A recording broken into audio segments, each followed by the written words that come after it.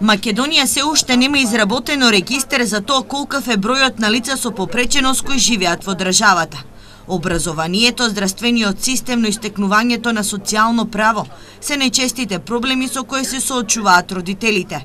И голем дел од нив не се запознати ниту со своите права, ниту пак со обврските, појаснуваат од невладината организација Сплотени срца.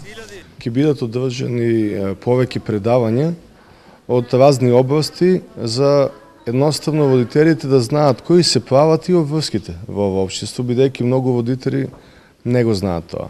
Едно од најважните права кои треба да се остварат е вклучување во образовниот процес. Кај нас постои инклузија, но за жал само на хартија, е ставот на невладиниот сектор. Примерите за успешна инклузивна приказна можат да се избројат на прсти. Она што е најважно за лицата со пречки во развојот е раната детекција, како и обезбедување на соодветен стручен кадар.